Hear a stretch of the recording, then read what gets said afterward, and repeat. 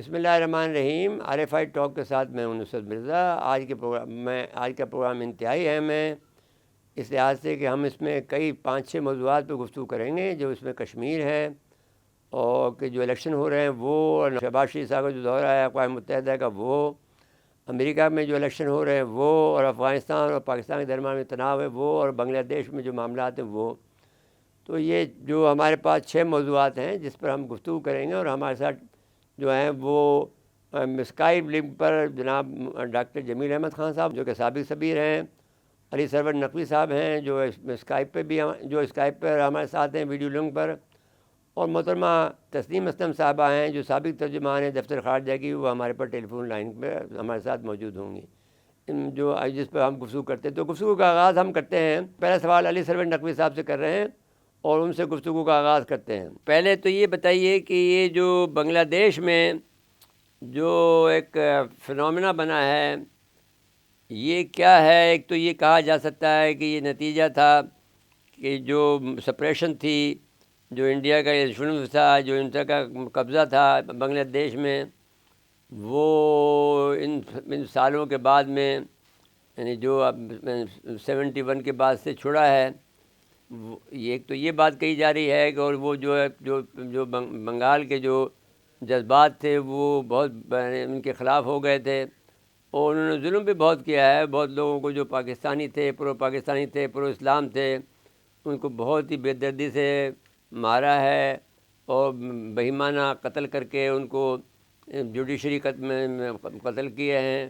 ایک تو یہ وجہ بتائی جاتی ہے. دوسرا یہ بات بتائی جاتی ہے کہ اصل میں جو وہاں پر امریکہ یہ چاہتا تھا کہ جو چٹاگانگ سے کوئی 12 کلومیٹر کے فاصلے پر ایک جزیرہ ہے جہاں پر جو پکنک پوائنٹ بھی ہے، وہ سینٹ مارٹن کا جزیرہ کہلاتا ہے، اور وہ 80 اسکوائر کلومیٹر کا ایریا ہے.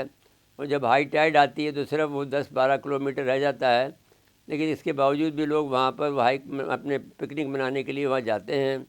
تو امریکہ نے ان سے یہ کہا کہ یہ جو جزیرہ ہے ان کو دے دیا جائے، اور جو آس پاس کے جزائر ہیں وہ بھی دے دی جائیں. تو یہاں ہم ایک کرسچن اسٹیٹ بنانا چاہتے ہیں، اور ساتھ ساتھ میں ہم اس میں یہاں پر فوجی اڈہ بھی بنانا چاہتے ہیں تاکہ امریکہ کا چائنا کا جو بیلٹ اینڈ ریڈ انیشیٹو ہے BRI، اس کا جو راستہ یہاں سے گزر رہا ہے اس کو روکیں. تو اس پر وہ کہتے ہیں کہ یہ تمام اپنے ظلم کے باوجود حسینہ واجد تھی وہ راضی نہیں ہوئی، تو پھر ان کا تختہ الٹا گیا. اس کی جو مثالیں دیتے ہیں وہ یہ دیتے ہیں کہ جو بلنکن تھے جو ان کے وزیر خارجہ ہیں امریکہ کے، یہاں 2 مرتبہ آئے ہیں اور ان کو منانے کی کوشش کی لیکن نہیں مانی. پھر ان کے جو سفیر تھے وہ 25 تاریخ کو جو وہاں سے نکل گئے، اور اس سے بعد میں ہم نے اندازہ لگایا کہ وہاں کچھ ہونے والا ہے. تو کیونکہ ہم مانیٹر کر رہے تھے وہاں کی صورتحال کو، ایک بات یہ کہتے ہیں. پھر دوسرا الزام بھی وہ یہ کہتے ہیں کہ صاحب یہ پاکستان نے کیا، لیکن اس میں پاکستان کا کوئی کردار اس لیے نہیں ہے کہ پاکستان وہاں کے معاملے میں مداخلت کرنا انہوں نے چھوڑ دیا ہے، اور ہم نے سارے ملکوں کے معاملے میں مداخلت کرنا چھوڑ دیا ہے. ہم نے کہا کہ ہم اپنا ہی اپنا ایسے نہیں سمجھ رہا ہے، یا ہمارے اپنے جو حالات ہیں وہ اس قابل نہیں ہیں کہ ہم دوسرے معاملات کے اندر اپنی ٹانگ پھنسائیں. تو یہ ساری واقعات کے بعد میں ہم علی سرور نقوی صاحب سے پوچھنا چاہتے ہیں کہ اس کی اصل وجہ کیا ہے. فرمائیے علی سرور نقوی صاحب، آپ کو خوش آمدید کہتے ہیں اپنے پروگرام میں، اور آپ فرمائیے، اب آپ بتائیں کہ کیا منظرنامہ یہ بنا ہے. جی نصرت صاحب، بڑی خوشی ہو رہی ہے مجھے کہ میں آپ کے پروگرام میں پھر سے شریک ہوں. اچھا، اب جہاں تک یہ بنگلہ دیش کا سوال ہے، تو یہ آپ نے جو امریکہ کی سازش کی بات کی اور جو اس کا یہ سپوزڈ تختہ الٹنے کا معاملہ، اس پہ میں ابھی آتا ہوں. لیکن پہلے میں ذرا اس سارے سچویشن کو اس کا ایک پس منظر بھی دینا چاہتا ہوں. جی فرمائیے. یہ سب کہا جاتا ہے جیسے کہ everything comes to full circle. تو میں سمجھتا ہوں بنگلہ دیش کے معاملے میں بھی یہ پورا دائرہ کمپلیٹ ہو رہا ہے. اور وہ یوں کہ آپ کو یاد ہوگا کہ بنگلہ دیش جب بنا اور اس میں بھارت کا بہت اہم ہاتھ تھا. لیکن میں تو ہمیشہ کہتا ہوں کہ یہ جب تک کوئی باہر سے مداخلت نہ کرے، کسی ملک کا بھی کوئی حصہ الگ نہیں ہو سکتا ہے۔ یہ جو ہر ملک کی جو خود مختاری ہے، وہ ٹیریٹوریل انٹیگریٹی ہے، وہ قائم رہتی ہے۔ جیسے کہ مثال دیں، نائجیریا کا بایافرا ایک اسٹیٹ بنا، وہ الگ ہوا، مگر وہ پھر واپس نائجیریا میں آ گیا۔ تو بنگلہ دیش کے معاملے میں ہندوستان اگر نہیں یہ اپنا بہت ہی ایک برا رول نہیں ادا کرتا، تو بنگلہ دیش الگ نہیں ہوتا۔ لیکن بہرحال اب جب بنگلہ دیش الگ ہوا تو شروع میں ہم نے اس کو قبول کرنے سے انکار کیا، اور آپ کو یاد ہوگا کہ پاکستان نے، میں یاد ہے مجھے کہ میں جب ایمبیسیز میں ہوا کرتا تھا تو میں مختلف ملکوں سے کہا کرتا تھا کہ بنگلہ دیش ایک پاکستان کا بریک اوے اسٹیٹ ہے اور اس کو ریکگنائز آپ مت کریں۔ لیکن سن 74 میں بھٹو صاحب نے پھر مفاہمت کی اور وہ شیخ مجیب الرحمان کو بلایا اسلامک سمٹ میں، اور ان کو ریکگنیشن بھی دی اور ان سے گلے لگے، اور وہ ایک نیا دور شروع ہوا۔ اس کے بعد بنگلہ دیش کے ساتھ پاکستان کے اپس اینڈ ڈاؤنز، اونچ نیچ ہوتی رہی، اور ایک وقت آیا جبکہ پاکستان سے ان کی بڑی قربت بھی تھی جنرل ارشاد کے زمانے میں، لیکن حسینہ واجد چونکہ بھارت میں ہی ساری زندگی انہوں نے پہلے گزاری تھی اور ان کے اوپر بھارت بہت اثر انداز تھا، اس لیے وہ آتے ہی انہوں نے پاکستان کے خلاف ایک مہم شروع کی اور ایک موقف اختیار کیا۔ تو اب یہ جو بنگلہ دیش جو ہمارا ایک حصہ تھا، وہ اب دوبارہ پاکستان کی طرف مائل ہو رہا ہے، اور ابھی قائد اعظم کی انہوں نے ڈیتھ اینیورسری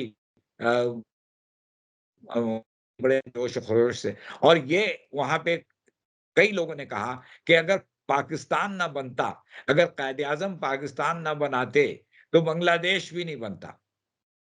تو یہ ایک بالکل ہی ایک صحیح بات ہے، اور بالکل ہی تبدیل کیا ہوا موقف آیا ہے، جو ایک نیا موقف آیا ہے بھارت اور بنگلہ نہیں، دیش کی موقف طرف تو سے۔ نیا نہیں ہے، اصل چیز تو حقیقت تو یہی ہے۔ اگر آپ یاد کیا کریں کہ جب یہ انگریز نے لارڈ ویول کے زمانے میں جب اس کی ایڈمنسٹریٹو تقسیم کی تھی، تو وہ جی مشرقی بنگال اور مغربی بنگال بنایا تھا، اور ہم جی جو امریکہ برطانیہ کے ساتھ جڑے، اسی بنیاد پہ جڑے تھے کہ اگر آپ نے اس تقسیم کو برقرار رکھا تو ہم آپ کا ساتھ دیں گے، ہم آپ کے سبجیکٹ بن جائیں گے، ہم آپ کے وفادار ہو جائیں گے۔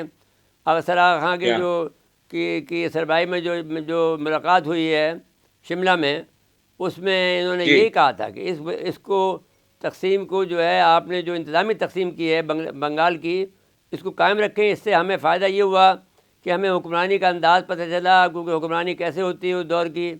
تو وہ تو بات صحیح ہے کہ پاکستان میں تربیت بھی ملی پاکستان کو حکمرانی کی، اور پاکستان کو بنگلہ دیش جو اس وقت مشرقی بنگال تھا، وہ ہمارے سامنے ملا، تو اس سے پھر ہم آگے بڑھتے چلے گئے۔ ہمیں الیکٹورل کالج بھی ملا جو کہ علیحدگی کا تھا، یعنی جو علیحدہ الیکٹورل کالج ملا کہ صاحب ہم اپنے بلدیاتی نمائندے چن سکتے تھے۔ ہمیں پریوی کونسل میں بھی نمائندگی ملی، ہمیں ججز کی بھی نمائندگی ملی۔ تو یہ تو بنیادی بات تھی کہ اور یہ بات بھی صحیح تھی کہ 1906 میں ہی کیا نواب سلیم اللہ کی یہ جو یہ ان کے گھر پر ہی سربراہی میں مسلم لیگ کیا بنی، آل انڈیا مسلم لیگ ان کے گھر کیا میں بنی۔ تو وہ کیا تو ایک بنیادی گھر تھا۔ قرآن شریف کا پہلا ترجمہ جو اردو میں ہوا وہ بھی ڈھاکہ میں ہوا۔ تو بہت کیا ساری چیزیں ایسی ہیں جس کی جو بنیادی طور پر پاکستان کے بننے کا سبب بنی۔ جی کیا اور یہ پاکستان جو بنگلہ دیش کے جتنے اس زمانے کے سربراہ اور یہ لیڈرز تھے، جو رہنمائی کر رہے تھے اپنے لوگوں کی، وہ ان میں سب میں پاکستان کا جذبہ بہت اسٹرانگ تھا، اور یہ 1905 1906 سے یہ سلسلہ چل رہا تھا۔ تو بنگلہ دیش تو پاکستان کا مطالبہ بنگلہ دیش اس میں پیش تھا، اور یہ جو ان کے لیڈرز رہے، وہ جتنے بھی نواب سلیم اللہ کے بعد فضل الحق، حسین شہید سہروردی، محمد علی بوگرا، ये सारे बड़े-बड़े लीडर्स थे, जो कि सब पाकिस्तान के हामी थे मौलवी और पाकिस्तान तबीयतुद्दीन। मौलवी तमीज़ुद्दीन, वो फज़लुल कादिर चौधरी, बहुत हाँ। से थे। तो फज़लुल कादिर चौधरी के बेटे को हसीना वाजिद ने वो सूली पे चढ़ा दिया। उसको उसको कि पाकिस्तान का कोलैबोरेटर है। तो मैं समझता हूँ सलाहुद्दीन चौधरी। तो मैं समझता हूँ कि ये बांग्लादेश जो है, ये हमारे साथ रहा है और उसकी फिर जो आम पब्लिक का वो जो तासुर है, जो उनका जज़्बा है, वो पाकिस्तान की तरफ बहुत मुस्बत है। अच्छा, अब एक बात मैं और कहूँगा कि जो अमेरिका की साज़िश है, वो बहुत मुमकिन है कि वो हुआ हो कि अमेरिका यही सब कर रहा होता है, सारी दुनिया में मुदाखलत और तख़रीबकारी। लेकिन ये एक आम अवाम की मूवमेंट थी। वो भी एक वजह बनी हसीना वाजिद के कोलैप्स की। अवाम बांग्लादेश की खड़ी हो गई, ख़ास तौर पे उनके स्टूडेंट्स, तालिब इल्म जितने थे, उन लोगों ने मूवमेंट चलाई, बहुत से बेचारे शहीद हुए और वो फाइनली आखिरकार जाके उन्होंने हसीना वाजिद को भागने पे मजबूर किया। हमारे साथ बहुत ही मोहतरम शख्सियत हैं, मोहतरमा तस्नीम असलम साहबा, जो साबिक तर्जुमान हैं दफ्तर ख़ारजा की, और हम उनकी बहुत इंतहाई इज़्ज़त करते हैं इस लिहाज से कि वो एक उन्होंने जिस अंदाज से और जिस मोतबर अंदाज से और जिस ग्रेस से और जिस तरीके से, वो बड़ी गॉर्जियस खातून हैं।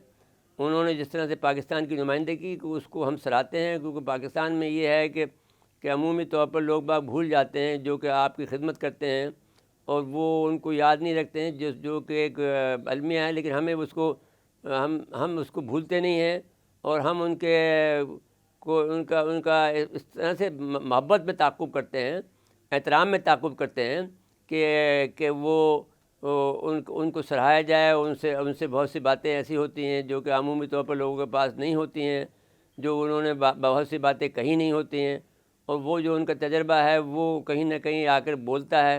तो हम नाज़रीन कराम के लिए वो सुनवाने के लिए हम उनको ज़हमत देते रहते हैं। तो आज हमारे साथ मोहतरमा तस्नीम असलम साहिबा, साबिक तर्जुमान दफ्तर ख़ारजा, हमारे साथ हमारे पास टेलीफोन लाइन से हमारे से गुफ्तगू कर रही हैं। उनको खुशामदीद कहते हुए अस्सलाम वालेकुम तस्नीम असलम साहिबा। वालेकुम सलाम। आपको खुशामदीद कहते हैं अपने प्रोग्राम में, और फरमाइए कि मकबूजा कश्मीर में 10 साल बाद रियासती असम्बली के इंतखाबात हो रहे हैं। मोदी सरकार ने 2019 में रियासत की खुसूसी हैसियत ख़त्म कर दी थी। इस तनाजुर में इंतखाब कितनी अहमियत के हामिल हैं? मेरा ख्याल है कि ऑक्यूपाइड कश्मीर में इंतखाबात कभी भी किसी अहमियत के हामिल नहीं रहे, इसलिए कि ना तो ये फेयर इलेक्शन होते हैं, ना ही इनका कोई आम लोगों पे इम्पैक्ट होता है। किसी भी मकबूजा इलाके में इलेक्शंस का क्या मतलब है? वो तो काबिजों के निगरानी में इलेक्शंस होते हैं, उनका कोई इससे कोई फर्क नहीं पड़ता। हाँ, कुछ परसेंट लोग जाके वोट देते हैं, इसलिए नहीं कि वो अपने आप को हिंदुस्तान का हिस्सा समझते हैं, बल्कि उनको ये होता है कि उनके जो डे टू डे अफेयर्स हैं, उनके एडमिनिस्ट्रेटिव इश्यूज हैं, उनमें वो कैसे चलने हैं।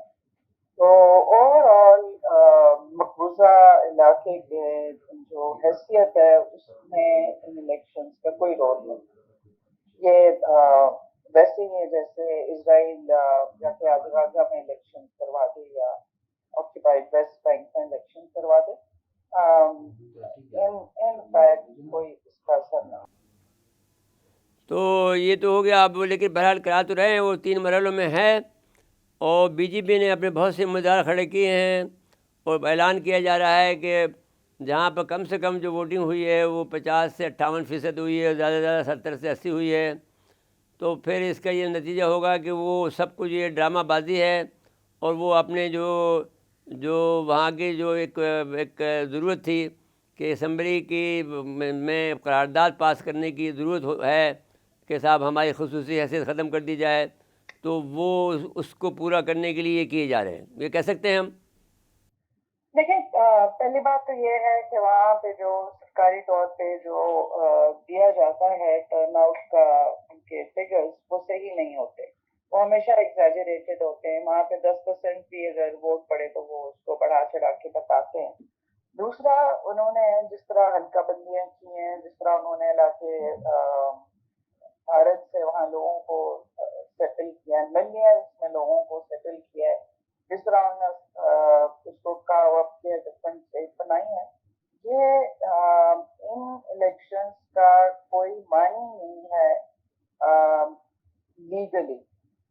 और जाहिर है कि अब भारत का दुनिया में स्टेटस ऐसा हो गया है कि ये कोई नहीं करेगा।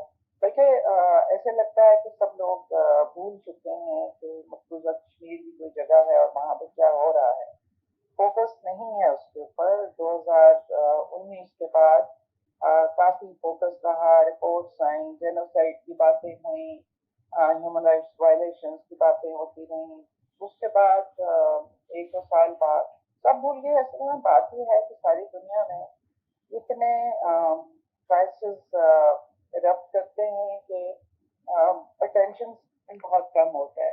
अब फोकस गाजा पे है, फलस्तीन में जो हो रहा है उस पे है, अब देखिए सूडान में क्या हो रहा है। तब कश्मीर की इस तरह कोई बात नहीं करता, लेकिन इसका ये मतलब नहीं है कि वहाँ पे हालात नॉर्मल हो गए। वहाँ पे लोगों की रेजिस्टेंस भी जारी है, उनकी इंडिया से एलियनेशन और उनका जो एक बड़ा मुहिम इरादा है कि वो भारत का हिस्सा नहीं है, ना बनेंगे, वो खामोशी से उनकी वो जिदोजहद जारी है। बस फोकस नहीं है दुनिया का। इवन पाकिस्तान में आपको वो किसी वक्त भी हो सकता है, कोई भी एक बड़ा वाक़या हो जाएगा तो हो जाएगा, यूँ कहना चाहिए ना। तो जी जी वो कोई परेशानी की बात नहीं। हमारे साथ इस वक्त जनाब मोहतरम डॉक्टर जमील अहमद ख़ान साहब तशरीफ़ फरमा हैं, जो कि साबिक सफ़ीर हैं, स्काइप पर हैं। हम उनसे 3-4 सवाल करेंगे और वो अहमियत के हामिल हैं क्योंकि इनकी जो हम गुफ्तगू से बहुत मुतासिर हैं। एक तो बड़ी शाइस्तगी है उसमें, बड़ी उसके अंदर ख़बर होती है और बहुत ज़्यादा मुतासिर कुन अंदाज़ में वो अपनी बात को समझाने की कोशिश करते हैं, जो आजकल नापैद है। तो अस्सलाम वालेकुम डॉक्टर जमील अहमद ख़ान साहब। वालेकुम अस्सलाम और बहुत शुक्रिया आपने मदऊ किया आपको आपने इस खुशामदीद प्रोग्राम में। कहते हैं अपने प्रोग्राम में। फरमाइए, मसला ये है कि एक तो मकबूजा कश्मीर में 10 साल बाद में रियासती असम्बली के इंतखाबात हो रहे हैं, इससे आप किस तरह से देखते हैं? कहा यह जाता है कि कुछ जो कम से कम जो वोट पड़े हैं वो 50 से 58% हैं और ज़्यादा से ज़्यादा 70 से 80% पड़े हैं। और बज़ाहिर ये लगता है कि वो जो इनका मंसूबा था, एक शिक है कि किसी भी इस रियासत को शामिल करने के लिए रियासती असम्बली से का पास करना कि वो हिंदुस्तान में ज़म होती या नहीं, वो ये मरहला तय करना चाहते हैं इस इलेक्शन से। तो क्या ख्याल है, ये मुकम्मल हो जाएगा? क्योंकि जिस तरह के इलेक्शन हो रहे हैं उससे तो यही अंदाज़ा होता है कि वो उन्होंने बहुत सारे बीजेपी के उम्मीदवार खड़े किए हैं और उसमें वो ये मरहला तय कर लेंगे। फरमाइए, आप क्या कहते हैं? देखें, जो इस वक्त बीजेपी गवर्नमेंट और मोदी सरकार का वतीरा है, उस वतीरे के मुताबिक जब से 2019 से 5 अगस्त से जब से उन्होंने आर्टिकल 370 और 35 को रिवोक किया है, उस वक्त से पूरी तैयारी है मोदी सरकार की कि किस तरह सैबोटाज किया जाए रियासत की इस इलेक्शन को, इस इंतखाबात को, और किस तरह रियासत का पूरा हुलिया बदल दिया जाए और किस तरह रियासत की ये हैयत बदल दी जाए। किस तरह कश्मीरियों को, जिनको के जब इंस्ट्रूमेंट ऑफ सेशन साइन हुआ राजा हरजीत सिंह से, तो उस वक्त से लेके ये एक इंडिपेंडेंट उनकी आइडेंटिटी, अपनी शनाख्त एक उनकी, वो सबसे उनके लिए मोहतरम और मुकद्दम है। और उस शनाख्त को ख़त्म करने के लिए मोदी सरकार अपनी तन मन धन की बाजी लगा के ये करती रही। कैसे किया? पहले तो देखें 370 उसको उन्होंने रिवोक किया, ख़त्म किया, और 35 आपने भी बात की कि रियासत की असेंबली से वो रेजोल्यूशन पास करा के इसको परमानेंट कर लेंगे। ریاست کی اسمبلی سے ریزولوشن پاس نہ کرا کے 370 کو انہوں نے جو لاگو کیا یعنی کہ ریووک کیا، اس وقت ہی انہوں نے اپنی کانسٹیٹیوشن کی غلطی کی۔ یہ انڈیا کے اپنے کانسٹیٹیوشن میں باقاعدہ دیا ہوا ہے کہ جب بھی کسی کانسٹیٹیوشنل چینجز کی یا ریاست کی حیت کو بدلنے کی بات آئے گی تو ریاستی اسمبلی ان کی انہوں نے ریزولوشن پاس کر کے لوک سبھا میں بھیجنا ہے اور ان کی اسمبلی میں بھیجنا ہے، تب جا کے اگر وہ اسمبلی چینج کرتی ہے اپنے کانسٹیٹیوشنل آرٹیکلز کو، اپنے دستور کو، تو ہو سکتا ہے۔ اور اس کے بعد پھر صدر ہوا یہ کہ سب سے پہلے انہوں نے شاطری یہ کی اور سب سے پہلے ایک انہوں نے اپنی چالاکی یہ دکھلائی کہ پہلے تو انہوں نے اسمبلی کو ڈیزالو کر دیا۔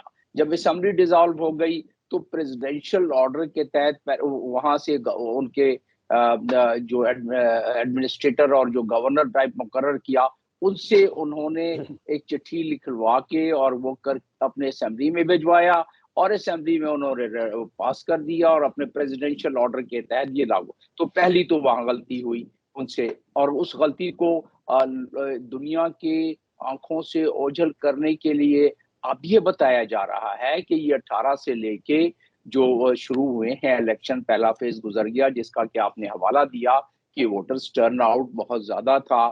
مودی سرکار یہ بتانا چاہتی ہے کہ ووٹر ٹرن آؤٹ ہے، امن امان ہے، خوش ہیں لوگ، خرم ہیں، اور کشمیری اب اس کو سمجھتے ہیں کہ یہ ان کے لیے انہوں نے امپلائمنٹ کے یعنی کہ روزگار کا بھی بتایا۔ مودی سرکار نے جب نریندرا مودی نے جب تقریر کی پچھلے دنوں وہاں جا کے الیکشن کمپین میں، اور کہا کہ یہاں تو میں دودھ کی ندیاں بہا دوں گا، دودھ اور شہد کی اتنی ترقی ہوگی، تو اس کو کیا کیا؟ دیکھیں پچھلے سال انہوں نے ڈیلیمیٹیشن کی، ڈومیسائل انہوں نے تقریباً 1.5 ملین کے قریب لوگوں کو باہر آ کے بسایا، جو اور اس میں بتاتا ہوں کہ کیا قانون کی خلاف ورزی کی، اور بسانے کے بعد 2.5 نئے ووٹرز کو انہوں نے رجسٹر کیا، اور یہاں بھی ان کو صبر نہیں آیا۔ ڈیلیمیٹیشن الیکشن کمیشن کو ساتھ ملا کے ڈیلیمیٹیشن ایسے انداز میں کی کہ جہاں جہاں ہندو آبادی زیادہ تھی اس کو علاقوں کو کاٹ پیٹ کر اس طرح کیا کہ ووٹرز کا بیلنس خراب ہو، اور بیلنس خراب ہونے کے ساتھ جو انہوں نے ایک اور جو انہوں نے اپنی شطرنج پر اپنی ایک مکاری کی ہے، وہ یہ کی ہے کہ ساتھ میں انہوں نے انڈیپینڈنٹ کینڈیڈیٹس اتنے زیادہ کھڑے کر دیے ہیں کہ وہاں ووٹ تقسیم ہو، جو لوگ ووٹرز آئے ہیں جو کہ کولیجن کانگریس کی اور وہاں کی پارٹی کی پیپلز ڈیموکریٹک پارٹی اور باقی پارٹیوں کی بنی ہے، وہاں کے کینڈیڈیٹ نہ جی سکیں۔ لیکن پھر بھی لوگ جو نکلے ہیں وہ مودی کی وجہ سے اور اس کے کمپین کی وجہ سے اور یہ بی جے پی کی وجہ سے نہیں نکلے ہیں، لوگ اس لیے نکلے ہیں کہ جس طرح گارجین بھی رپورٹ کر رہا ہے، پہلے فیز میں جو ووٹرز آئی ہیں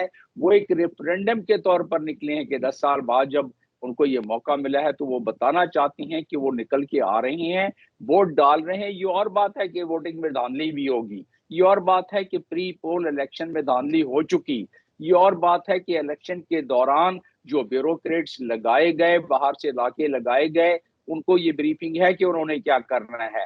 یہ اور بات ہے کہ اتنی کثیر تعداد میں لوگوں کے نکلنے کے بعد بھی وہ دھاندلی بیلٹ باکس میں بھی ہوگی۔ یہ کہاں کا طریقہ ہے کہ بیلٹ باکس پر بھی فوجی کھڑے ہوئے ہیں وہاں، اور پولنگ اسٹیشن پر بھی کھڑے ہوئے ہیں، پولنگ اسٹیشن کے باہر بھی کھڑے ہوئے ہیں، اور پوری علاقے میں ایک سراسمی کا سما ہے، اور اس کے ذریعے پھر بھی ووٹر نکل کے آ رہے ہیں، اور وہاں کے کشمیری نکل کے آ رہے ہیں اور بتا رہے ہیں کہ آپ نے کیونکہ ہماری شناخت چھیننے کی کوشش کی ہے تو ہم بھی آ کے اپنے ووٹ کے ذریعے اپنے نکلنے کے، دنیا دیکھ رہی ہے۔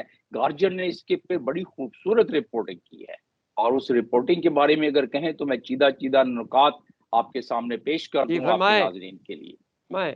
جی، انہوں نے گارجین نے لکھا ہے کہ یہ ایک بہت پاورفل ڈسپلے ہے اس ریزسٹنس کا کہ کشمیری جس انداز میں نکل کے آ رہے ہیں اور جس انداز میں وہ ووٹ دینے کے لیے سارے کے سارے راضی ہیں، اور پھر وہ اس لیے بھی ہے کہ وہ اپنے کلچرل یہ گارجین کی رپورٹ میں بتا رہا ہوں کہ اپنے کلچرل آئیڈینٹی کو برقرار رکھنا چاہتے ہیں، کیونکہ مودی سرکار نے ان کی کلچرل آئیڈینٹی کو اس کو ختم کرنے کی کوشش کی ہے، کیونکہ ہسٹوریکلی کشمیری جو ہے ان کو سب سے زیادہ عزیز، محترم اور مقدم ہے، وہ ہے ان کی اپنی آئیڈینٹی، جو کہ جب سے انسٹرومنٹ آف سیشن، جو کہ وہ بھی ڈیبیٹیبل ڈاکومنٹ ہے، کہ اس کو دیکھا جائے تو اس میں دیا ہوا ہے کہ کشمیریوں کی جو حیت ہے، آئیڈینٹی ہے، اس کو برقرار رکھا جائے گا، اور یہی ارگارجن بھی رپورٹ کر رہا ہے۔ اور پھر وہ کہہ رہے ہیں کہ اتنی چیزیں پش بیک کرنے کی کوشش کر رہی ہے وہاں کی عوام اس مودی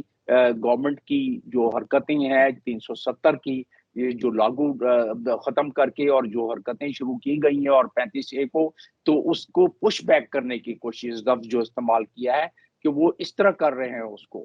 اور ساتھ میں انہوں نے یہ بھی کہا ہے کہ جہاں جو پروٹیسٹ کرنے کی کوشش کر رہے تھے ان کو بالکل ڈرا کے دھمکا کے کرفیو جیسا سما بنا کے، تو وہ انہوں نے کیا ہے، ٹیریفائی کیا ہے انہوں نے سارے لوگوں کو۔ اور پھر جو کشمیر کا اسپیشل اسٹیٹس ختم کیا، جس کی وجہ سے لوگ ایک سیلف ریزسٹنس جو لوگوں میں اس جذبہ سیلف ریزسٹنس کا، اور جو وہاں کشمیر سے سیلف گرون ایک ریزسٹنس موومنٹ کا دوبارہ آغاز ہوا ہے وانی کے بعد، اسی شد و مت سے، تو وہ بھی اس کا ذکر کیا گیا ہے۔ تو ان تمام چیزوں کا احاطہ، اور جب احاطہ کیا گیا تو انہوں نے بتایا کہ اس میں کتنی ظلم و تعدی، جبر و ستم وہاں ہوتی رہی ہے۔ اور پھر آخر میں محبوبہ مفتی صاحبہ کی صاحبزادی، انہوں نے بھی اس پر ذکر کر دیا کہ یہ الیکشن نہیں بلکہ یہ ایک ریفرینڈم ہے جتنے لوگ نکل کے آ رہے ہیں۔ یہ ساری چیزیں رپورٹنگ اس کی ہو چکی ہے، اور یہ ساری چیزیں اس کی تجزیہ پیش کیا جا سکتا ہے کہ لوگوں کی فیلنگ ریاست میں کیا ہے، مقبوضہ کشمیر میں کیا ہے۔ اور رہا سوال کہ الیکشن کا اگر دیکھا جائے جس طریقے سے ٹرن آؤٹ ہوا ہے لوگوں کا، جس طریقے سے ریاست کے لوگ باہر نکلے ہیں، تو وہ کوئی مودی کی محبت میں تو نہیں نکلے ہیں، وہ اس لیے تو نہیں نکلے ہیں کہ ان کی آپ نے اپنی شناخت کو برباد کرنے کی کوشش کی ہے، اور ان کے سارے حقوق کو آپ نے سلب کر دیا ہے، اس لیے نہیں نکلے ہیں مودی سرکار کے لیے، وہ اس لیے نکلے ہیں کہ لوگ دیکھیں، دنیا دیکھے۔ حالانکہ وہاں کافی پابندیاں ہیں میڈیا پر، لیکن جو سوشل میڈیا پر آ رہی ہے تو وہ یہی ہے کہ 61% سے زیادہ ووٹ، کہیں 70 تک چلی گئے ہیں ووٹ جہاں، اور ٹوٹل مجموعی طور پر 61% سے زیادہ ووٹ پڑے ہیں۔ اور وہ اسی بات کی غمازی کرتا ہے کہ کشمیر میں جو اب تک کشمیریوں کے ساتھ ہوتا رہا ہے، ظلم و بربریت ہوتی رہی ہے، کسی طریقے سے اس ووٹ کے ذریعے اپنا پروٹیسٹ، میرا اپنا خیال یہ ہے کہ اس کے بعد ان کو اپنی اسٹرینتھ کا مزید احساس ہو جائے گا کہ ان میں کتنی زیادہ یکجہتی ہے کشمیریوں میں، اور اس یکجہتی کو ذہن میں رکھتے ہوئے میرا اپنا خیال ہے کہ جو ریزسٹنس موومنٹ ہے، جس کی کہ ان کو اجازت ہے انٹرنیشنل قانون میں کہ وہ ریزسٹ کریں، وہ فریڈم فائٹ کریں، وہ دامے درہمے سخنے ہر لحاظ سے اس کی مزاحمت کریں، اور دنیا اقوام پر بھی یہ ریزولوشن 2649 جنرل اسمبلی کا ریزولوشن ہے، اس کے تحت دنیا اقوام کے لیے بھی یہ اجازت ہے کہ ان کی دامے درہمے سخنے مدد کی جائے۔ تو اس لحاظ سے میں سمجھتا ہوں یہ ریزسٹنس بڑھے گی اب اس خاص طور پہ ریفرینڈم کے بعد، گو کہ مودی سرکار اپنے ڈپلومیٹک چینل سے یہ بتانے کی کوشش کر رہی ہے، اور مزید اس میں اضافہ کرے گی بی جے پی گورنمنٹ، کہ وہ دیکھیں کتنے لوگ نکل کے آئے ہیں، دیکھیں ہم کتنے جمہوری ملک ہیں، اور انڈیا کتنی طریقے سے انہوں نے ریاست کو اپنی ایک ان کی اسمبلی کو برقرار رکھنے کے لیے الیکشن کرا دیا، اس لیے کہ 370 جو ہم نے کیا یونین ٹیریٹری میں تبدیل کر دیا ان تمام لوگوں کو، اور ان کے سارے حقوق ہم نے لے لیے، یہ انڈیا پروف کرنے کی کوشش کرے گا دنیا میں۔ تو اس سے کشمیری خوش ہیں، کشمیری ناراض نہیں ہے۔ اب آپ اس پروپیگنڈا کو دیکھیں گے آنے والے دنوں میں، اور ہمارا اس میں کیا ہونا چاہیے، بہرحال آپ کی ہمارا پنچ لائے لائن یہ عمل، ہے، دنیا کا لائے عمل۔ یہ پنچ لائن یہ ہے کہ یہ جو تحریک ہے جدوجہد آزادی کی، یہ بڑھے گی، رزلٹ کچھ بھی ہو۔ اچھا جی، اب یہ بات کر لی آپ نے، چھیڑی افغانستان کی، تو افغانستان میں بھی دیکھیں نا کہ ہم نے اتنی مدد کی افغانستان کی، لیکن وہ ٹی ٹی پی کی حمایت کو نہیں چھوڑ رہے ہیں، ہمارا ان کا جو یہاں پر سفیر ہوتا ہے وہ ہمارے ترانے پہ، قومی ترانے پہ کھڑا نہیں ہوتا ہے، کوئی کہتا ہے میوزک ہے اس میں. ابھی بھائی آپ سفیر ہیں، آپ کے دوسرے ملکوں کا احترام کرنا چاہیے. آپ جب وہاں جائیں گے، لنڈن جائیں گے یا امریکہ جائیں گے، ان کو قومی ترانہ بجے گا تو آپ بیٹھے رہیں گے. بالکل غلط، بہت غلط بات ہوئی ہے. اور یہ دیکھیے نا، افغانستان یہ ایک اب تو آپ ہمارے صحیح ساتھ ہی نہیں کہہ ہوا، رہے ہیں، ایران کے ساتھ بھی یہی ہوا، ایران میں بھی نہیں ایران کے اٹھا. ساتھ بھی، جی ہاں جی ہاں. اور یہ مگر بہت دلچسپ پوائنٹ ایک یہ ہے کہ چین میں انہوں نے یہ نہیں کیا. جب چین میں ان کے وہاں پہ نمائندے گئے اور وہ وہاں پہ یعنی سفارتی تعلقات تو ابھی قائم نہیں ہوئے ہیں، لیکن انہوں نے ان سے جب رابطہ کیا اور وہ ایک سیریمنی، ایک تقریب ہوئی، تو اس میں چین کا جب قومی ترانہ چلایا گیا تو اس میں وہ کھڑے ہوئے. اور وہاں پہ میوزک نہیں تھا. ہاں، وہاں پہ میوزک نہیں تھا. بالکل میوزک ہوتا ہے، ہر ترانے میں میوزک ہوتا ہے. تو یہ مطلب ہے اس پاکستان طرح کے سے ہمیں ساتھ اور چڑھا رہے ہیں، ایران یہ کے غلط ساتھ بات ہے نا. کچھ تو حیا کرنی چاہیے نا کہ بھئی آدمی کے ایک تو حیا بھی نہ بھی کریں تو کم سے کم یہ بات تو کریں نا کہ بھئی ایک انٹرنیشنل اسٹینڈرڈ یہی ہوتا ہے کہ ہر ایک ملک کا جو احترام کیا جاتا ہے جھنڈے قومی ترانے کا، تو آپ کو کرنا جی چاہیے. پھر فارسی میں بالکل. بھی ہے، وہ ہمارا تو ساری قومی ترانہ فارسی میں ہے جو ان کو سمجھ میں بھی آ رہا ہے. ہر چیز اللہ کے نام سے بالکل. شروع ہو رہی ہے، اللہ کے نام پہ ختم ہو رہی ہے، جی ذوالجلال کے بالکل نام پہ بالکل. آگے ختم ہوتی ہے. تو آپ کو اسی کے تائے احترام میں کھڑا ہو جانا چاہیے تھا. تائے خدائے ذوالجلال پہ ختم ہوتا ہے، ہاں پاک سر زمین سے شروع ہوتا ہے.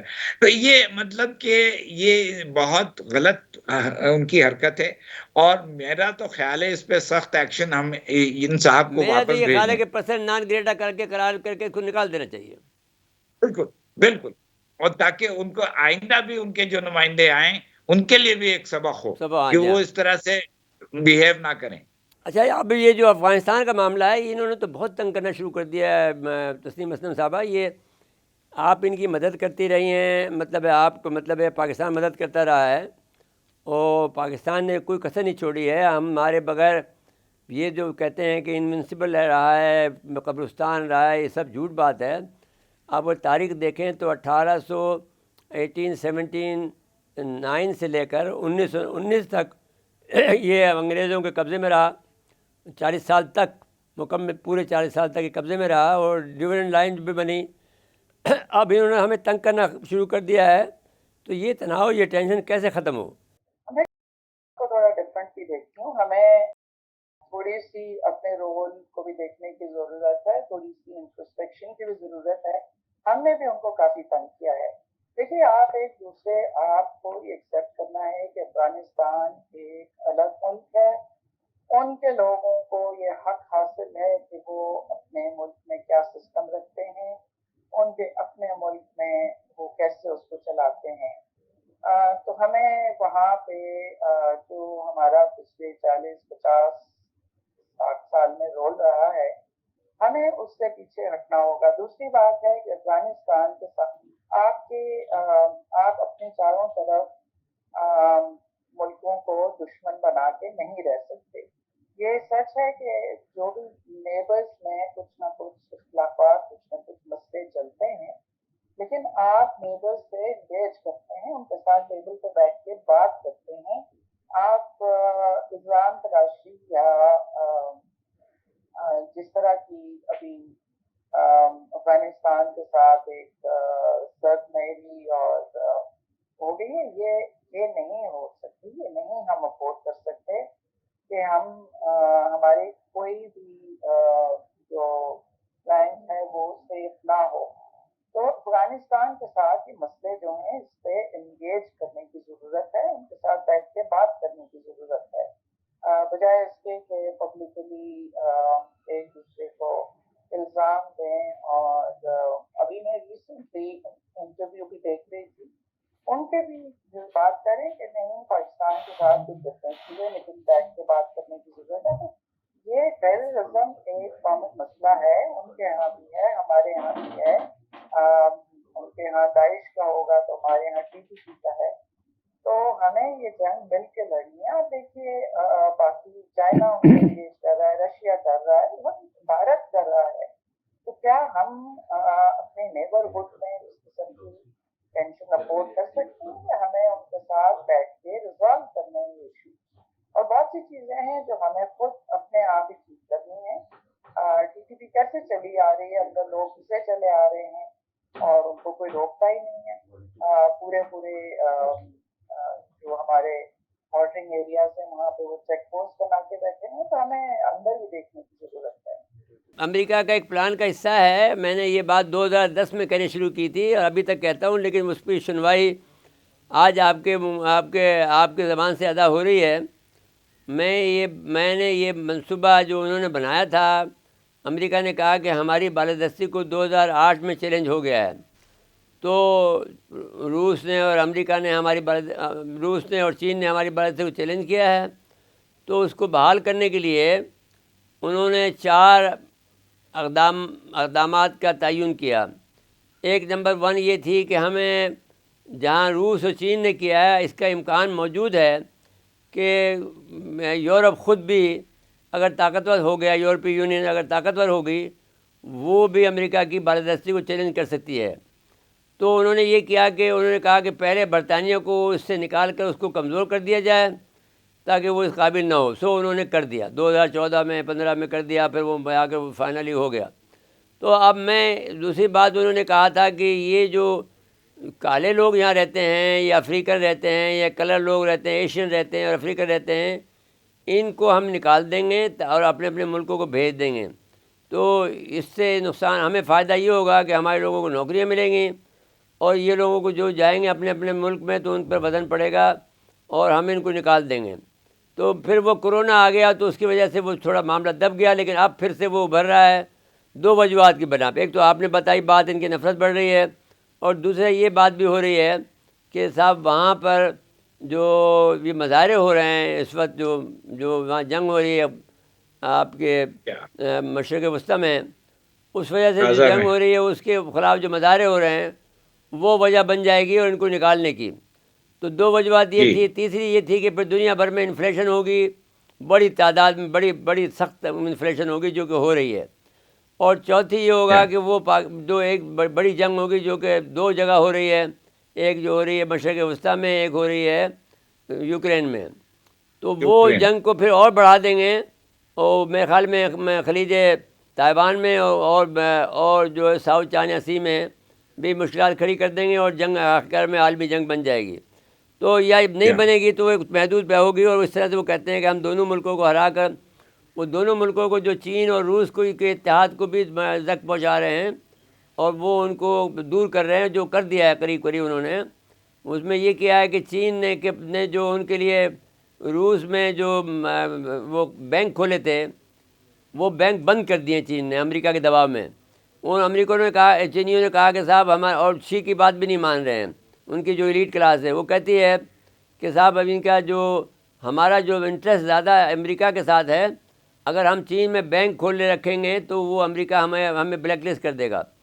تو اب وہ انہوں نے ویتنام سے اپنے بینک کھلوائے ہیں، تو یہ دوری وہ پیدا ہو گئی ہے، تو الگ الگ لمٹیں گے وہ سے چین سے بھی اور روس سے بھی۔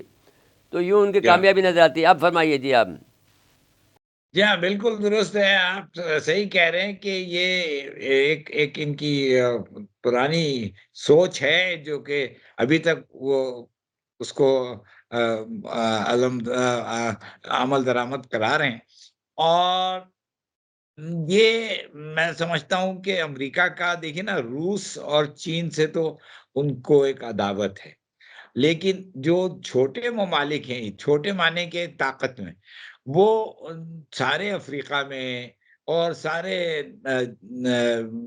ایشیا میں، افریقہ اور ایشیا اور لیٹن امریکہ کے بھی بہت سے ممالک، یہ سب ان کے یہاں جو آ رہے ہیں، جیسے میکسیکو سے امریکہ میں امیگریشن ہوتی ہے، تو وہ ان سب کو یہ روکنا چاہتے ہیں، اسی وجہ سے کہ ان کی جابس جاری ہیں اور ان کی جو عام پاپولیشن ہے وہ متاثر ہو رہی ہے، اور ان کو ایک یہ اٹریکشن ہے کہ ٹرمپ جو ہے، ایک ان کو اس بات کی امید ہے کہ ٹرمپ اگر آتا ہے تو وہ ان لوگوں کو آنے سے روکے گا۔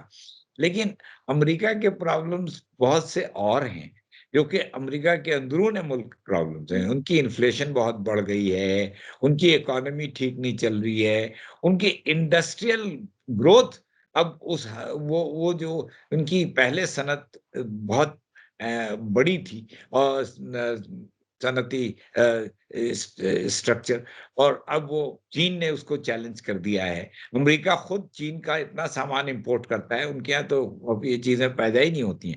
صرف وہ بڑے اسلحہ, آرمامنٹس اور نیوکلیر ویپنز, ان چیزوں میں امریکہ دنیا کو جو ہے وہ بیچتا بھی ہے اور اس سے فائدہ بھی اٹھاتا ہے. تو امریکہ جو ہے وہ ایک بڑا ایک ایول فورس ہو گئی ہے, ایک بڑی منفی فورس ہو گئی ہے ساری دنیا کے لیے. اور یہ الیکشن جو امریکہ میں ہو رہا ہے, جس پہ واپس بات کرتا ہوں, وہ اس میں یہ سارے ایشوز آئیں گے. اور کملا ہارس جو ہے وہ ٹرمپ سے بہتر کیمپین رن کر رہی ہے, لیکن ٹرمپ کے کور سپورٹ ٹرمپ کا ابھی تک بہت ہے. اور جب وہ الیکشن ہوگا تو یہ کانٹے کا الیکشن ہے, دونوں میں بڑی وہ ہے, دونوں میں بڑا رائیولری ہے, بڑی سخت ایک وہ ہے مقابلہ. تو یہ دیکھنا ہے کہ یہ اس میں کون آتا ہے. لیکن میں سمجھتا ہوں کہ دونوں حالت میں امریکہ اپنے پرابلمز کو نہیں حل کر پائے گا. اب آپ کا یہی خیال ہے کہ اگر ٹرمپ آ جاتا ہے تو اس میں کوئی, جیسا کہ آپ نے لفظ استعمال کیا انورڈ لکنگ کا, وہ بیسیکلی امریکہ کی طرف دیکھ رہا تھا اور وہ کہتا تھا کہ ہمیں ایک اور بھی سوچ وہاں پیدا ہو گئی ہے کہ بھئی آپ امریکہ کو چاہیے کہ وداؤٹ چائنا جو ہے لیونگ رہنا سیکھنا چاہیے, اور وہ چائنا کی جو گڈس ہیں ان کے بغیر, تو وہ پہلے سے اس نے یہ پروگرام بنایا تھا کہ ہم ہر چیز یہاں میڈ ان امریکہ بنائیں گے. اور وہ اس نے بہت سے ایسے اقدامات بھی کیے کہ نوکری بھی پیدا کریں گے تاکہ ہمارے لوگ جو ہیں جو اتنے بے روزگار ہیں روزگار پہ آئیں. تو آپ کا یہ خیال ہے اگر وہ ہوا تو انورڈ اگر لکھنا میں نے اس نے شروع کیا دیکھنا, تو وہ پھر عین ممکن ہے کہ یہ جو عالمی جو معاملات ہیں, جو بالادستی کی جنگ لڑ رہا ہے امریکہ ساری دنیا کے اندر, ساری دنیا میں جو خرابی پیدا کر رہا ہے, کہیں کبھی وہ ساؤتھ چائنا سی میں ہے, کبھی وہ جو وہ تائیوان کے میں ہے, خلیج تائیوان میں ہے, کبھی جو یوکرین میں ہے, ہر جگہ پہ اپنے فساد برپا کرتا پھر رہا ہے. وہ اس میں کمی آ جائے گی آپ کے خیال میں؟ یوکرین کا تو ہوگا, یوکرین کا ہوگا. اور ابھی جو سوڈان میں یہ کروا رہے ہیں شاید تھوڑا سا وہ رول بیک, سوڈان کی ہم بات ہی نہیں کرتے, لیکن وہاں پہ بھی ایک جینوسائڈ ہو رہی ہے. دوسری بات چائنا کی آپ نے کی, تو چائنا کے ساتھ چاہے وہ ڈیموکریٹس ہوں یا ریپبلکنس ہوں, جو چائنا کے ساتھ ایک آلموسٹ obsession ہو گئی ہے, کیونکہ ان کو نظر آ رہا ہے کہ ایک رائزنگ پاور جو ان کو ریپلیس کر رہی ہے, تو وہ رہے گا, کمپٹیشن رہے گا. اور وہاں پہ امریکہ کی پالیسی جس روم کی وہ چائنا کی ٹیکنالوجی کا راستہ بھی روکنے کی کوشش کرتے رہیں گے, تو اس میں کوئی زیادہ فرق نہیں ہوگا. ہاں ہو سکتا ہے کہ تھوڑی سی ملٹریزم پہ کم فوکس ہو اور اکنامک سینکشنز یا ان کا راستہ روکنے پہ زیادہ فوکس ہو, لیکن چائنا ان کی نمبر 1 obsession رہے گا. جی بہت بہت شکریہ تسنیم اسلم صاحبہ, آپ کے ذریعی خیالات سے ہم مستفیض ہوئے. ہمیں امید ہے کہ ناظرین کرام بھی اس سے زیادہ استفادہ حاصل کر سکیں گے, اور گائیڈ لائن آپ نے جو دی ہے کہ بھئی ہمیں انگیج کرنا چاہیے, کہاں تک لڑیں گے, کس سے لڑیں گے. بہت بہت شکریہ آپ کا. ایک تو یہ سوال آپ سے ہے کہ یہ معاشرہ جو ہے تشدد کی طرف بڑھ رہا ہے اور کتنا بڑھے گا, ایک تو یہ بات. دوسرا یہ ہے کہ کملا ہارس کے صدارتی امید بننے سے ڈیموکریٹس کو فائدہ ہوگا, جیت جائیں گی, یا پھر یہ ان کی ٹسل بڑھے گی. تو فرمائیں یہ دونوں باتیں میں آپ سے پوچھنا چاہتا ہوں کہ جو امریکہ میں جو اس وقت پولرائزیشن ہے وہ الیکشن کتنی بڑھا دے گا اور کس کو کامیاب کرے گا؟ نہیں, پولرائزیشن میں تو بہت ماہر ہیں ہمارے ڈونلڈ ٹرمپ, वहाँ, और उन्होंने जिस तरीके से उस माशरे को पोलराइज कर दिया है, उसमें अब वोटिंग में उसका अक्स नजर आ रहा है, क्योंकि कमला हैरिस की डिबेट के बाद, और खास तौर पे जो डिबेट के बाद उनको उसमें पजीराई थोड़ी सी या उनके पॉपुलैरिटी में थोड़ी सा इजाफा हुआ, लेकिन उससे इससे पहले कि मैं उस बात पर जाऊं, ये जरूरी है कि बताया जाए कि अमेरिका में 61.4 और 3% जो है वो वाइट पॉपुलेशन है। तो उस वाइट पॉपुलेशन या राइट विंग के जो सख्तगीर मानने वाले लोग हैं, उनकी तादाद तकरीबन 61% से ज्यादा है। तो वोटिंग का भी तनासुब देखना ये पड़ेगा कि कमला हैरिस जो कि बड़ी मकबूल हो गई हैं उन ख्वातीन में जो कि खिलाफ थी एबॉर्शन के, तो उसके लिहाज से वो वाइट पॉपुलेशन इस तरफ, और कुछ वाइट पॉपुलेशन की यूथ भी जो नई सर्वे आई है उसमें सामने आते जा रहे हैं वो कि वाइट पॉपुलेशन की यूथ भी। तो मुकाबला बहरहाल सख्त है। कुछ नए सर्वे मैं पेश करने लगा हूँ आपके सामने चंद लम्हों में, जो मैंने अपनी रिसर्च में देखा है।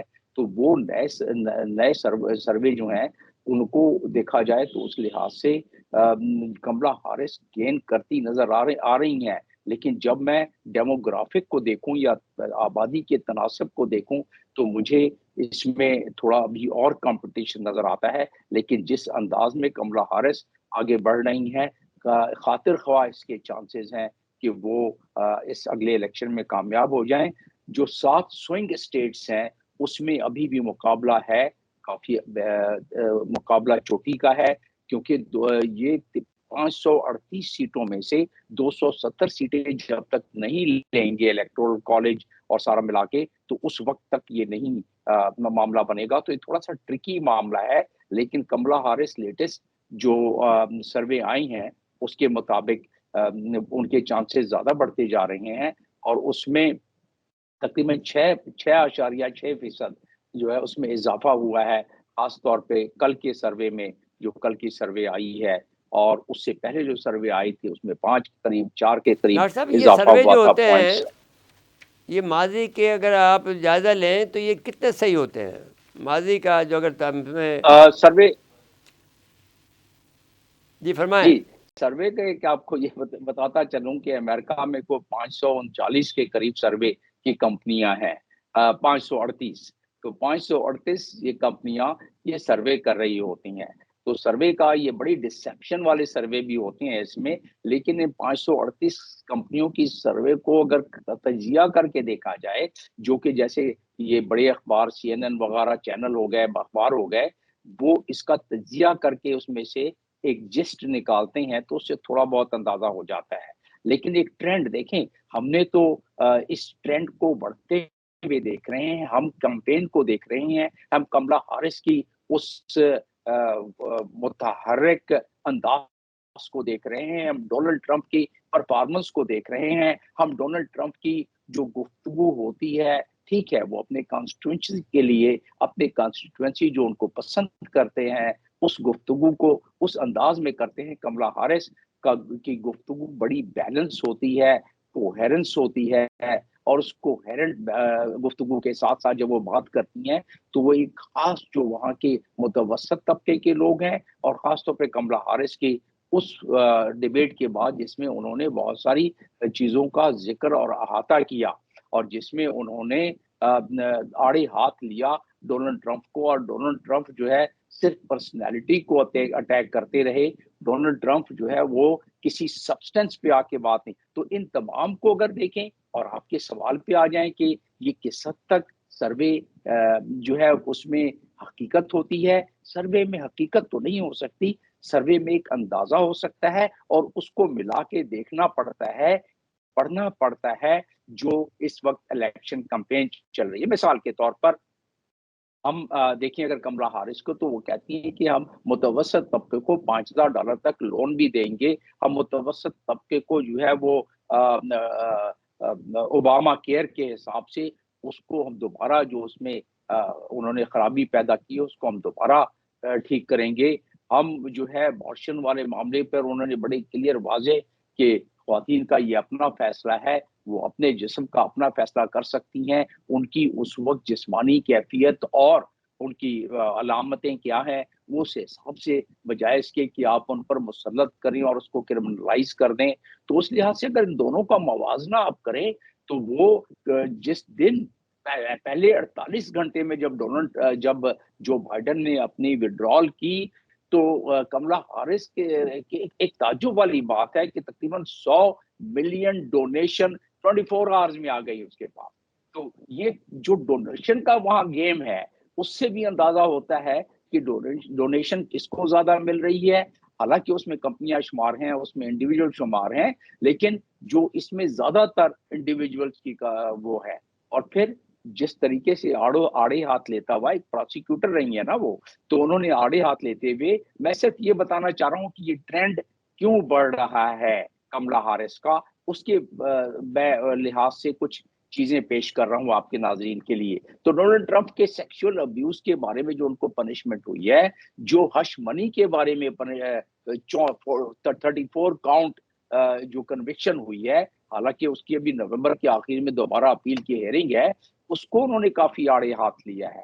اور اس کے بعد جو انہوں نے ذکر کیا کہ جو بڑی کمپنیوں کے بارے میں، فلائٹ آف منی کے بارے میں، اور انہوں نے بتایا کہ ریپبلکن میں جس طریقے سے سرمایہ دار موجود ہیں وہ اپنا فائدہ زیادہ دیکھتے ہیں کہ متوسط طبقے کا کہ شخص کا. تو یہ جو انہوں نے باتیں کی، قصہ مختصر کر کے میں یہ بتانا چاہتا ہوں کہ جو انہوں نے باتیں کی اس میں زیادہ تر متوسط طبقے جن کی آبادی، اور جو وہاں آپ کو اندازہ ہوگا کہ امریکہ میں تقریباً 60% لوگ وہ اپنے ہینڈ ٹو ماؤتھ پے چیک کہلاتا ہے کہ وہ ہفتے کے ان کو ایک چیک ملتا ہے، بس ادھر سے انہوں نے اپنا خرچہ پانی کیا، پھر وہ ہفتے کے بعد ان کے بالکل کنگال ہو کے بیٹھے ہوتے ہیں. تو اس لحاظ سے دیکھا اگر جائے تو یس، کملا ہارس کے ٹریجیکٹری ذرا زیادہ بہتر نظر آ رہی ہے اس دفعہ، اور اس ٹریجیکٹری کے مطابق اگر اسی ٹریجیکٹری سے چلتے رہے جو کہ نظر آتا ہے. اور رہا سوال 2 حملوں کا ڈونلڈ ٹرمپ پر، پہلے حملے کے بعد ان کا گراف کافی بہتر ہوا تھا، اور اس گراف کے بعد ان کی سروے پول میں بھی بہتری آئی تھی. تو اس لحاظ سے اگر دیکھا جائے تو اب وہ گراف ان کا آہستہ آہستہ کم ہو رہا ہے. لیکن اگر اس کو آپ ڈاکٹر صاحب میں ڈیموگرافک کے ایک اور لحاظ سے سوال بڑا دیکھیں تو کرٹیکل کر رہا ہوں جو میرے خیال میں عام آدمی نہیں کر سکتا ہے. وہ جس طرح سے انالیٹیکل ہے کہ اگر آپ، میں کوشش کروں گا جواب دینے کی. نہیں آپ سے ہی کر رہا ہوں اور کسی سے نہیں کرتا ہوں میں ایسے سوالات جو، کیونکہ یہ مشکل سوالات ہوتے ہیں اور بغیر ریسرچ کے جواب نہیں دیے جا سکتے ہیں. دیکھیے میں یہ کہہ رہا ہوں کہ جب یہ فیصلے ہوتے ہیں، ایک طرف جو ہے جو پولرائزیشن ہو رہی ہے وائٹ کی اور نان وائٹ کی، اور دوسری طرف جو ہے وہ کملا ہیرس جو ہے اپنی جو اپنی قابلیت کا اظہار کر رہی ہیں، اپنی برتری جس سے بن رہی ہے، جس سے وہ بتا رہی ہیں کہ میں کتنی قابل ہوں اور کتنی صاف ستھری ہوں، جبکہ کتنا داغ لگے ہوئے ہیں، کم سے کم 2 داغ تو لگے ہوئے ہیں جیسا کہ آپ نے ذکر کیا اس پر ٹرمپ پر. اور اس کے علاوہ وہ جس طرح سے رف بولتے ہیں، اور جو کہ میرے خیال میں جو کاؤ بوائے جو اسٹائل ہے امریکہ میں پسند بھی کیا جاتا ہے، وہ اس انداز سے وہ گفتگو کرتے ہیں. تو کیا چیز ایسی ہوتی ہے ان دونوں میں سے کون سی چیز پریویل کرتی ہے؟ What is the resultant value دونوں کے درمیان میں؟ اگر ہم جب بحث مباحثہ کریں تو کیا لوگوں کو بھائے گی؟ یہ انداز گفتگو جس کو جو کاؤ بوائزم ہے، یا جس طرح کا بھانڈ پن جو ہے وہ جس طرح سے ٹرمپ کر رہے ہیں وہ پسند آئے گا ان کو، یا یہ جو ریزن ہے جس پر یہ کملا ہیرس جو ہے وہ اپنے آپ کی بڑھتی نظر آتی ہیں وہ پسند آئے گا؟ جی میں اس میں سب سے بڑی میرے لیے بنیاد اس سوال کے جواب دینے کے لیے سامنے جو ہوگی وہ 2 بنیادیں ہوں گی. ایک تو یہ کہ ڈیموگرافی اس کنٹری کا کیا ہے، یعنی کہ اس وقت ہم یونائٹڈ اسٹیٹس کی بات کر رہے ہیں تو اس کی ڈیموگرافی کا کیا ہے، کیا کمپلیکشن ہے ڈیموگرافی کا. اور دوسرا یہ ہے کہ اس وقت دنیا میں رائٹ ونگ کا ٹرینڈ کیا چل رہا ہے، جو شدت پسندی دنیا میں کیا آتی جا رہی ہے. ان 2 چیزوں کو اگر ہم ذہن میں رکھیں تو ہمیں خود جواب اس کا مل جائے گا. تو پہلی بات پر آتے ہیں کہ امریکہ کی ڈیموگرافی جو جس انداز میں اور جس دیکھیں نیشن اسٹیٹس کی آج کل بہت زیادہ بول بالا چل رہا ہے، پوری دنیا نیشن اسٹیٹس مطلب یہ قومیت تو وائٹ سپرامیسی وہاں ایک قومیت ہے، وہ وائٹ سپرامیسی کو لے کر ڈونلڈ ٹرمپ چل رہا ہے، وہ کاؤبوائے انداز جو ہے اس حساب سے، تو وہ وائٹ سپرامیسی آپ اندازہ کریں، ایک سروے میرے نظر سے گزر رہا تھا تو جو ماچو ٹائپ جو وہاں ایون وائٹس کے علاوہ ہیں براؤن، تو وہ ڈونلڈ ٹرمپ کو انہوں نے پسند کیا ان سروے میں، حالانکہ ہم نے سروے کی بات کر لی تو اس پہ بہت زیادہ ریلائی نہیں کیا جا سکتا، اس میں کنیکٹنگ دا ڈاٹس ہوتا ہے باقی چیزوں کو بھی ملا کر، تو اس لحاظ سے اگر دیکھا جائے تو یہ جو تقریباً گیپ ہے 11% کا، وہ کافی بڑا گیپ ہوتا ہے، اور وہ 11% کا جو گیپ خاص طور پہ سوئنگ اسٹیٹس جو ساتھ ہیں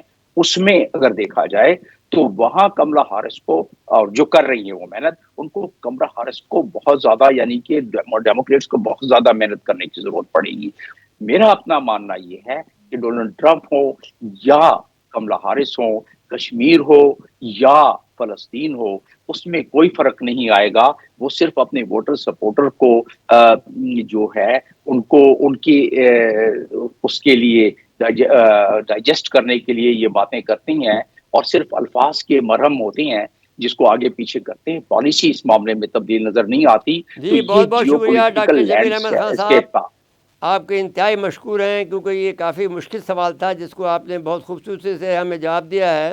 ناظرین کرام، آپ نے دیکھا ڈاکٹر جمیل احمد خان صاحب کی جو گفتگو تھی، جس سے ہمیں اندازہ ہوا کہ جو وہاں کے جو الیکشن ہیں وہ کس رخ پہ جا رہے ہیں، اور سارا رخ جو ہے وہ جو اسرائیل ہے اس طرف جا رہا ہے، اور یہ بات نہیں دیکھی جاتی ہے کون کتنا اچھا ہے، کتنا اچھا وہ، لیکن جو ہے ہمارے ہاں بھی آپ دیکھ لیں کہ جب ووٹر ہوتے ہیں، جو کسی آدمی نے بہت زیادہ یہاں ملک کسی بہت سی ایسی جماعتیں ہیں پاکستان میں بھی فلاح بہبود کے، لیکن ان کو ووٹ نہیں ملتے، ووٹ نعرے بازی پہ ملتے ہیں، تو وہاں پر بھی اس وقت یہی سلسلہ جاری ہے۔